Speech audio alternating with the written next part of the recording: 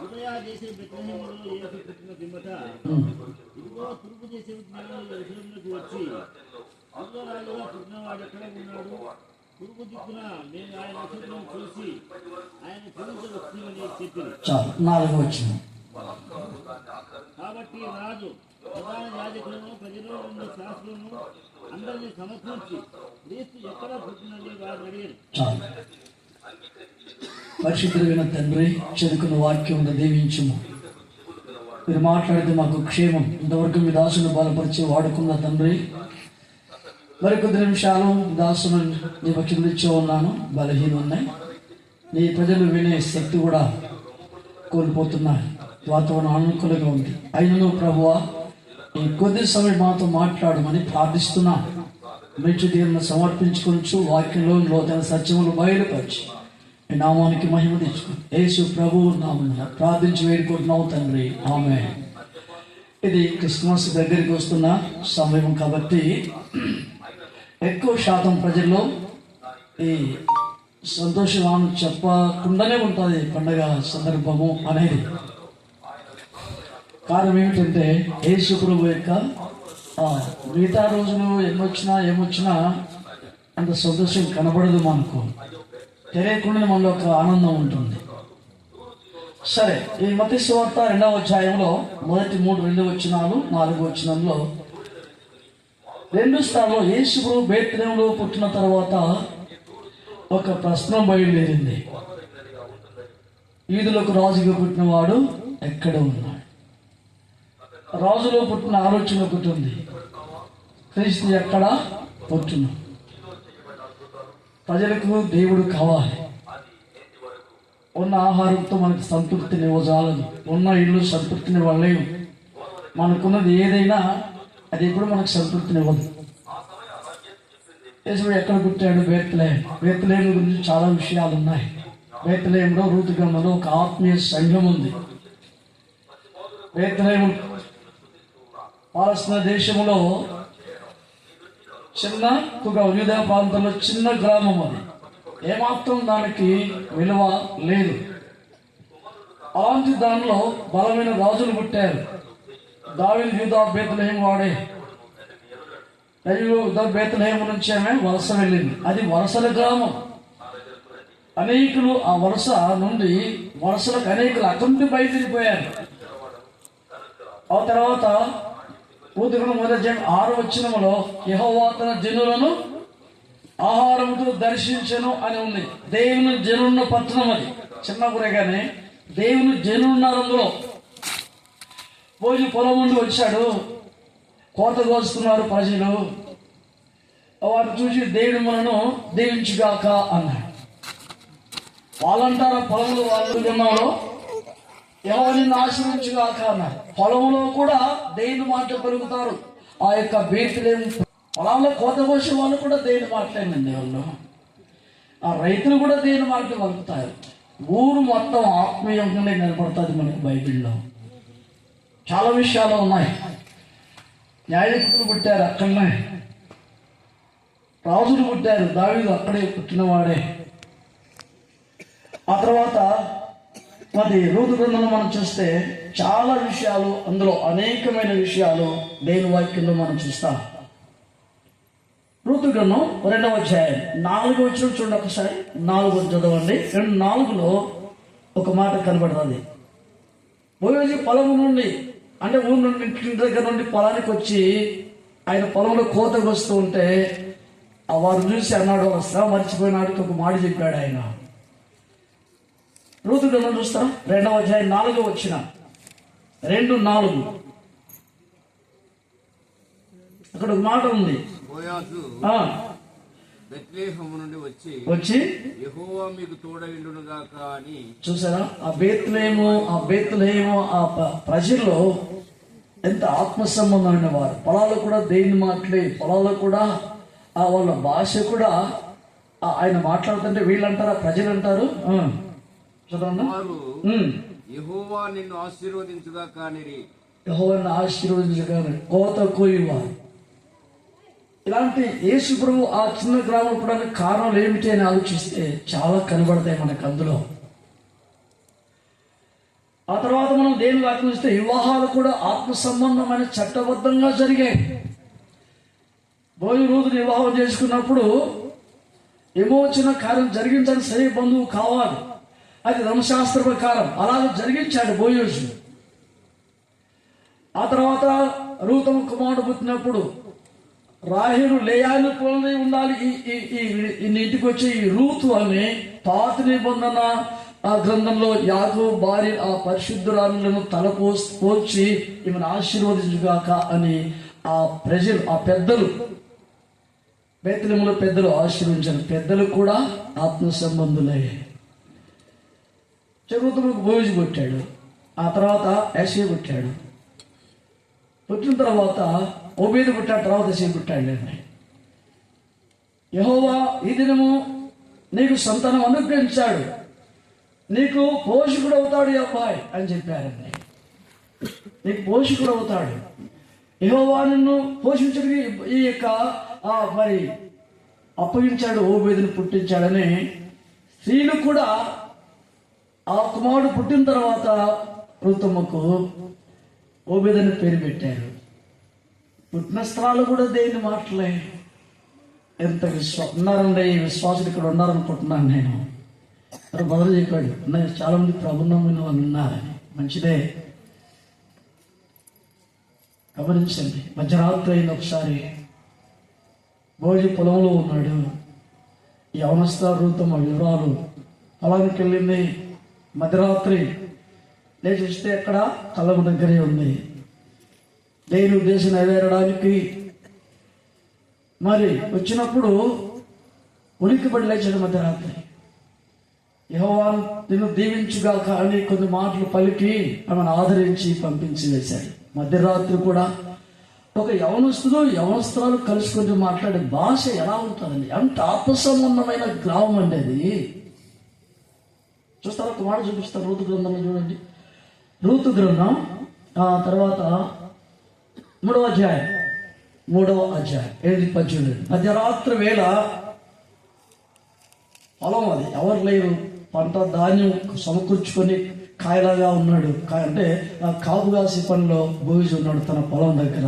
మధ్యరాత్రి రూతమ్మ వెళ్ళింది. కారణం ఏంటంటే ఇద్దరి విశ్వాసలే వారు. చోట ఉలిక్కిపడి తిరిగి చూసినప్పుడు ఉండేను.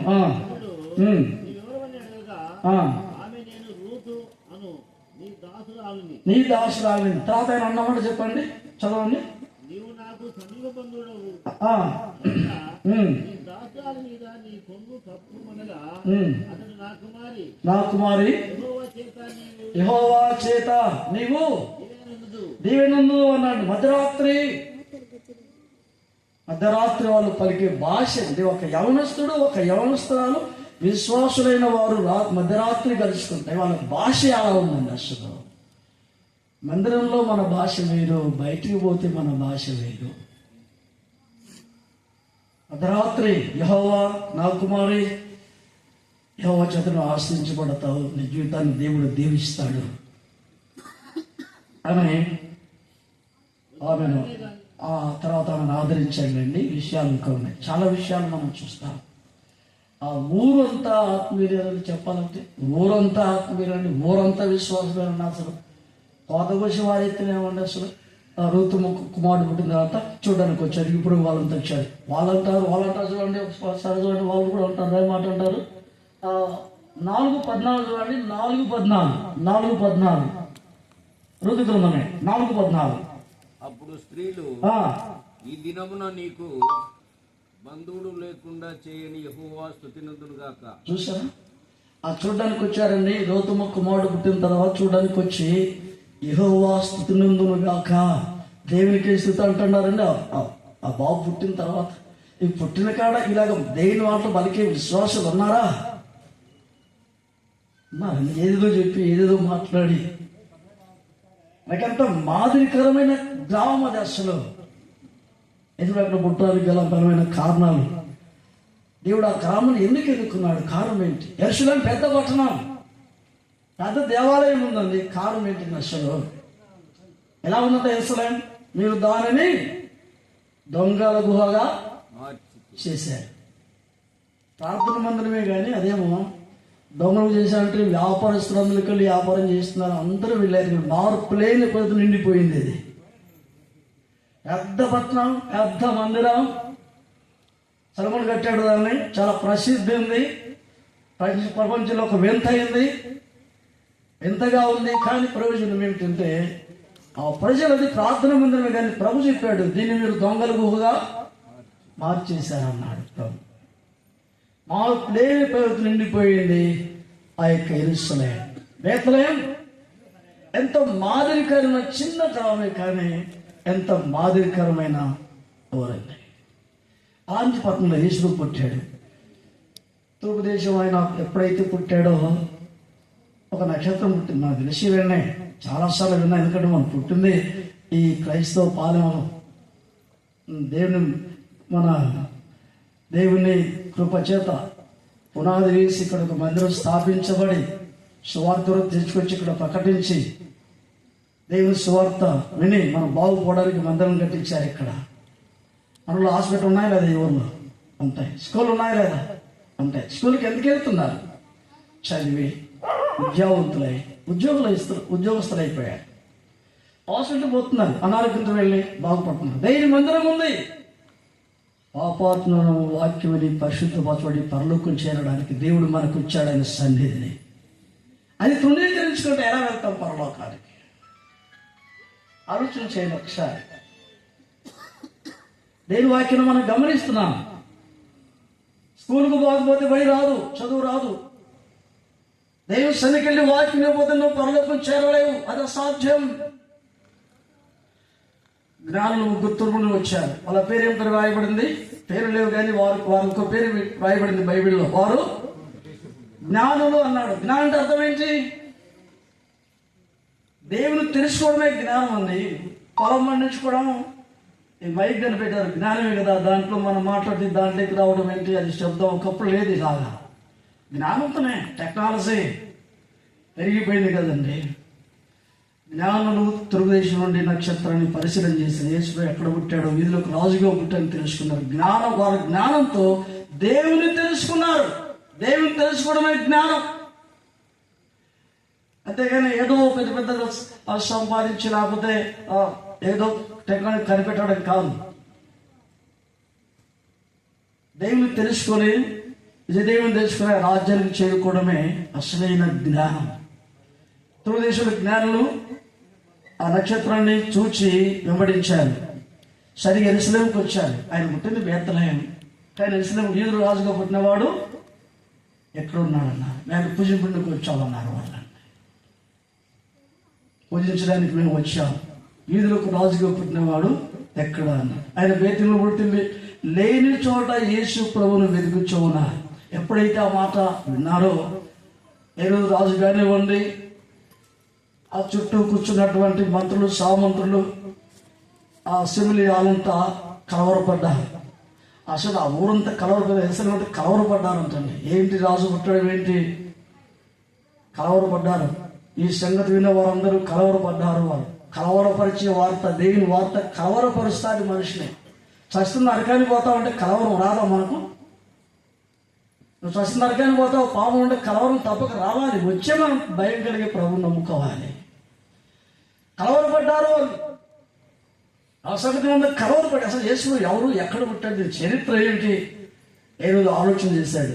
జ్ఞానం వచ్చారంటే ఏదో ఆలోచన చేయకుండా రాలేదు. అసలు మనకి తెలియదు, వాళ్ళకి తెలిసిన దూరం ఉన్న వాళ్ళకు, దగ్గర ఉన్న వాళ్ళకు వీళ్ళకి తెలియదండి. యెరూషలేము ఆనుకొని 8 కిలోమీటర్లు ఉంటుంది బేత్లెహేం.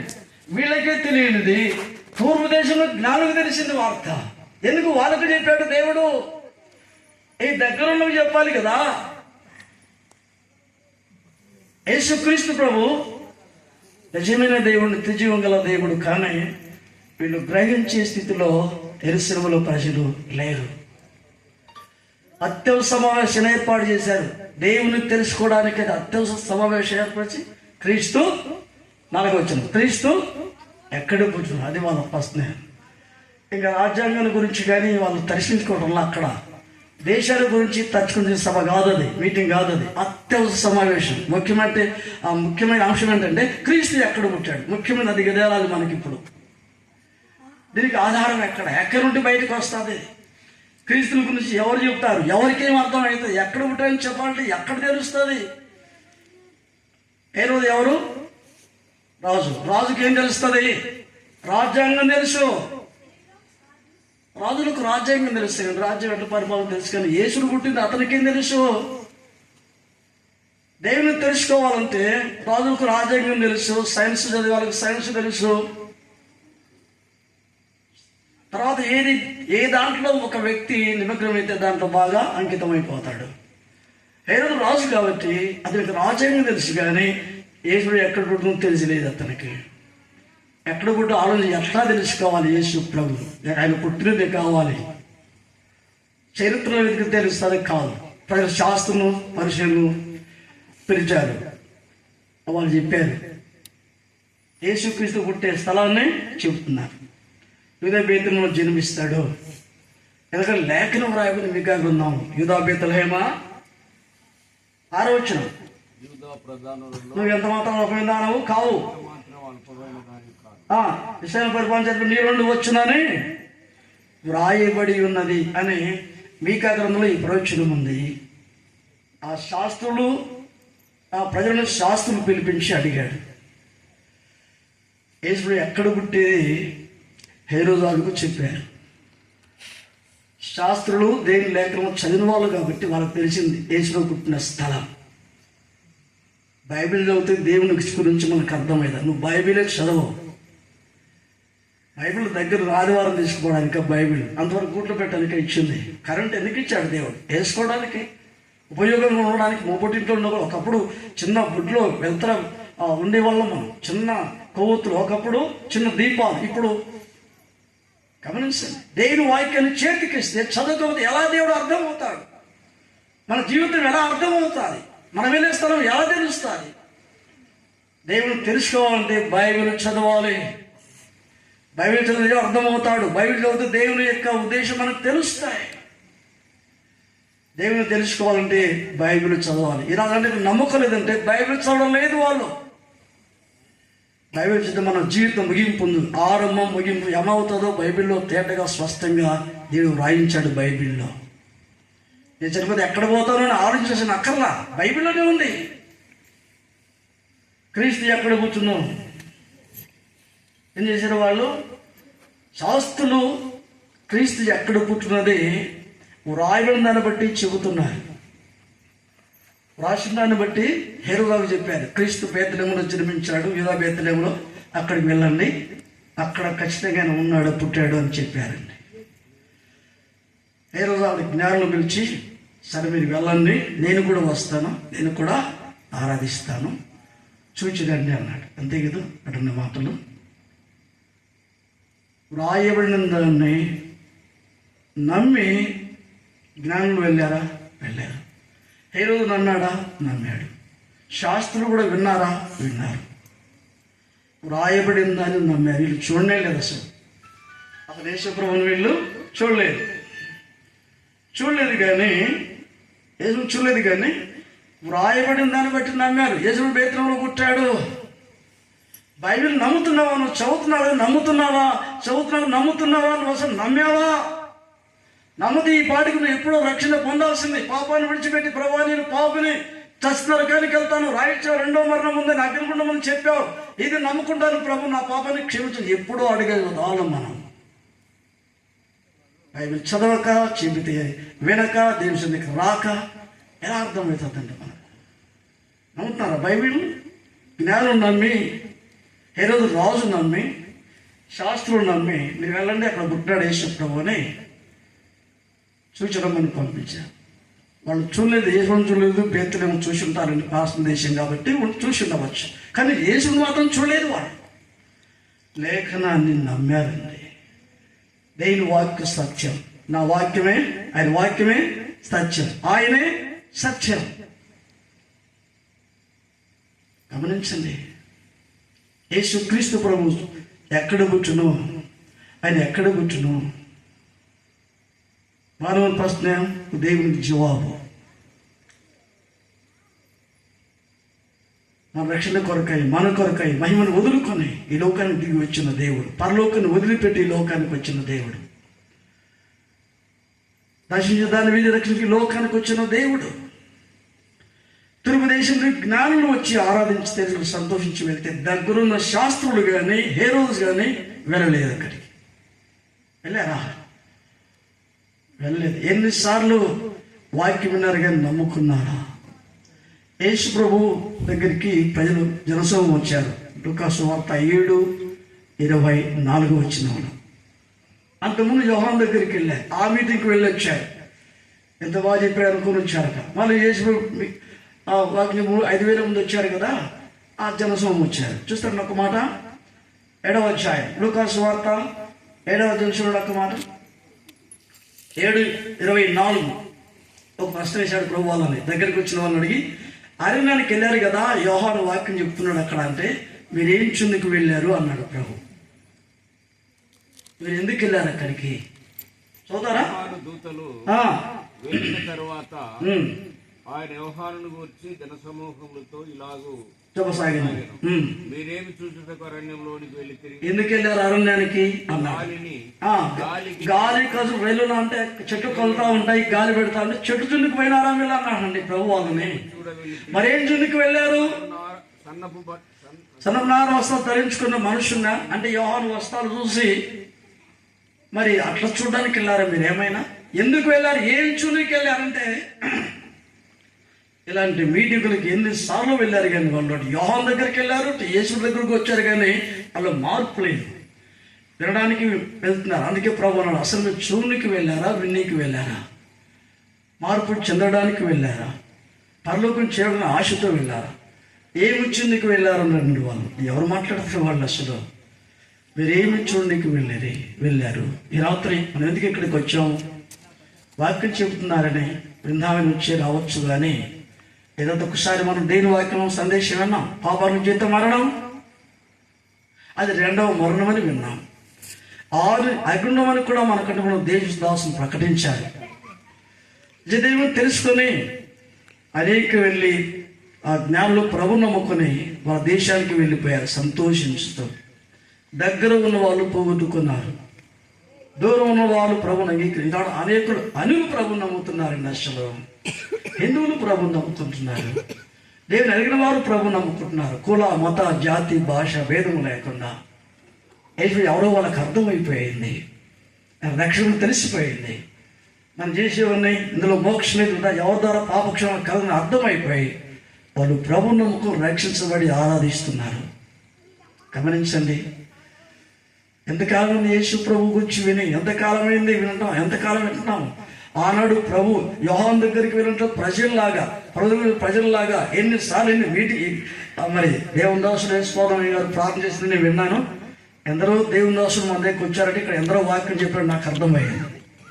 ఎందరో వాక్యం చెప్పారు, ఎందరి ద్వారా మీరు సందేశం విన్నారు, మంచిదే. కానీ రక్షించబడ్డా నేను కూడా అడుగుతున్నాను. ఒకరి రాత్రి మరణం వస్తే దేవుడు చెప్పింది బైబిల్లో జరుగుతుంది. పాపానికి జీవితం మరణం. అతడు పాతాళంలో బాధపడుచు ధనవంతుడు బాధపడే స్థలానికి వెళ్ళాడు, ఏడ్చాడు, కన్నీరు గాల్చాడు. 5 సహోదరులు ఉన్నారు నాకు అన్నాడు. వాళ్ళు కూడా ఈ వేదన స్థానానికి రాకుండా సాక్షికై లాజును పొమ్మని ప్రాధేయపడ్డాడు. లూకాసు వార్త 16వ అధ్యాయంలో. గమనించండి, మోషే ప్రవక్తలు అక్కడ ఉన్నారు, వారి మాట వినాలని అబ్రహాము చెప్పాడు. పరదేశంలో సంభాషణ జరుగుతూ ఉంది. పాత్రలో ధనవంతుడు, పరదేశంలో అబ్రహాము. మోషే ప్రవక్త వారు చెప్పిన మాటలు వింటే ఈ నరకాన్ని తప్పించుకుంటారు అని చెప్పాడు ప్రభు. అయితే అలాగూ నమ్మరు తండ్రి వాళ్ళు. ఒకడు ముత్రంలో లేచి వెళ్ళి నేను చూపించాను నరకం ఉంది, పరలోకం అని చెప్తే నమ్ముతారు అన్నాడు. అప్పుడు ప్రభు అన్నాడు, మోషే ప్రవక్త వాడు నమ్మకపోతే ఒకటి ముద్రం లేచి వెళ్ళిన వారు నమ్మరు, మారు మనసు పొందరని అతనితో చెప్పిన. మారు మనసు పొందక పాతాళానికి వెళ్ళాడు ధనవంతుడు. అతను లాంటి వాళ్ళు ఇంకా అతనికి 5 సహోదరులు, వాళ్ళు అదే దారిలో ఉన్నారు. ఎంతకాలం మారు మనసు పొందకుండా, ఎంతకాలం పాప జీవితం, ఎంతకాలం తాగుడు జీవితం, ఎంతకాలం వ్యభిచారం, ఎంతకాలం నీ పాప జీవితం. ఈ రాత్రి మన వస్తుంది గతి ఏమి? రక్షకుడు మన కొరకు పుట్టిన ప్రభుని విశ్వాసం నుంచి పాప క్షమాపణ పొందాలని మరొకసారి దేవుని నామమున హెచ్చరిక చేస్తూ ఉన్నాను. చిన్న ప్రార్థన చేసుకుందాం, ముగించుకుందాం. తలంచుకొని వేయండి. చిన్న ప్రార్థన.